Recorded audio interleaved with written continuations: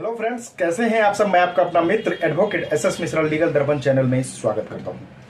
Friends, आज मैं बात करने वाला हूं कि किन किन आधारों पर, किन किन तरीकों से किसी भी एफआईआर को आप क्वैश करा सकते हैं, उसको खत्म कर सकते हैं, एफआईआर को रद्द कर सकते हैं, आप अपने केस को खत्म कर सकते हैं। वो कौन कौन सी आधार है, क्या क्या आपके पास राइट होते हैं जिसके बेस पे आप एफआईआर को खत्म कर सकते हैं। तो इसे जानने के लिए वीडियो को लास्ट तक देखिए, और वीडियो देखने के बाद अच्छा लगता है तो हर बार की तरह इस बार भी आप लोगों से एक ही रिक्वेस्ट है कि चैनल को सब्सक्राइब कीजिए, लाइक कीजिए वीडियो को, और ज्यादा से ज्यादा शेयर कीजिए ताकि ये वैल्यूएबल जानकारी ज्यादा से ज्यादा व्यूअर्स को मिले और वो अपने ज्ञान को बढ़ाए। तो आइए फ्रेंड्स जानते हैं। फ्रेंड्स, किसी भी एफआईआर को खत्म करने के लिए सबसे पहले दोनों ही पार्टी जो है उस पार्टी में सहमति होनी चाहिए कि हम इस एफआईआर को क्वैश करा लें। अब केस को आगे ना खींचे, केस लड़ने से हमारा कोई फायदा नहीं है, नुकसान ही है। हम कोर्ट आते जाते हैं, अपना काम छोड़ के अपना पैसा खर्च करते हैं, इससे कोई फायदा नहीं मिलने वाला है।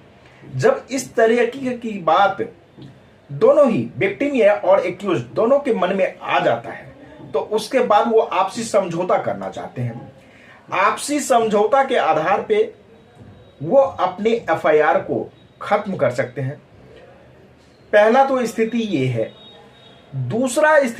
दूसरा जो आधार है, तरीके हैं एफआईआर खत्म करने के, वो ये है कि मान लीजिए किसी व्यक्ति ने एफआईआर किसी पे किया, लेकिन वो एफआईआर कई बार ऐसा देखा गया है कि झूठा एफआईआर होता है, या फिर सच में ही एफआईआर उसने किया है। जो व्यक्ति जुर्म किया था उसके खिलाफ जो उसने एफआईआर किया है वो सच में ही किया, लेकिन एफआईआर तो उसने करा दिया। दूसरा पार्टी जिस पे एफआईआर किया है वो पार्टी भी ऐसे मानने वाला नहीं है, वो उस एफआईआर को क्वैश कराने का सोचेगा। वो आधार ढूंढेगा, वो वकील साहब से मिलेगा, वकील साहब अपना तरकीब अपनाएंगे, वो आधार ढूंढेंगे और फिर उस आधार पे पिटीशन तैयार करेंगे।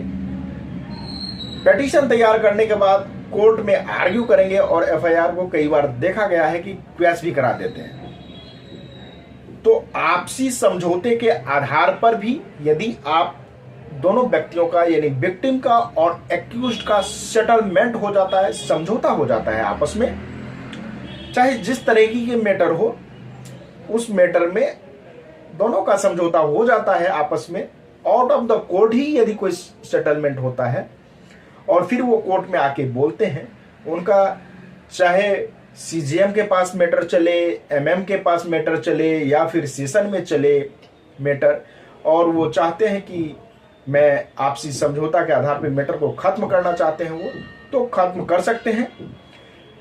अब इसमें बात आती है कि कई बार ऐसा देखा गया है कि जो छोटे किस्म के धारे होते हैं, नॉन कॉग्निजेबल ऑफेंस होते हैं, उसमें आपका एमएम या सेशन से ही मैटर को खत्म किया जा सकता है। लेकिन जो कॉग्निजेबल ऑफेंस है, बड़े किस्म के धाराएं हैं, उस स्थिति में आपको एफआईआर को क्वैश कराने के लिए यदि आपसी समझौता भी है, फिर भी आपको हाईकोर्ट में सीआरपीसी सेक्शन 482 के तहत पिटीशन फाइल करना पड़ेगा।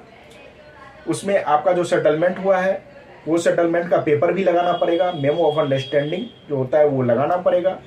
फिर दोनों पार्टी को कोर्ट में प्रेजेंस होना पड़ेगा, हाई कोर्ट में जस्टिस के सामने, और फिर उसके बाद आपके एफआईआर को क्वैश कर दिया जाएगा। लेकिन कई बार ऐसा है कि समझौता नहीं है, फिर भी एक्यूज जो हैं वो चाहते हैं कि मेरा एफआईआर क्वैश हो जाए, उसके लिए उसको ग्राउंड देखना पड़ता है। ग्राउंड देखने के बाद वो पिटीशन फाइल करते हैं, स्टेट को फिर नोटिस जाता है, नोटिस जाने के बाद स्टेट फिर रिप्लाई फाइल करते हैं, आर्ग्यू करते हैं, फिर जस्टिस को लगता है तो एफआईआर को क्वैश कर दिया जाता है। तो ये दो आधार हैं जिन आधारों पे आप किसी भी एफआईआर को क्वैश करा सकते हैं।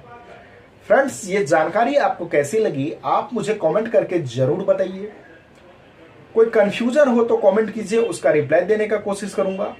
यदि आप मुझसे ऑन कॉल बात करना चाहते हैं तो स्क्रीन पे दिए गए नंबर पे आप मुझे कॉल बुक करके कॉल कर सकते हैं। ये पेड सर्विस होता है, ये पेड सर्विस है।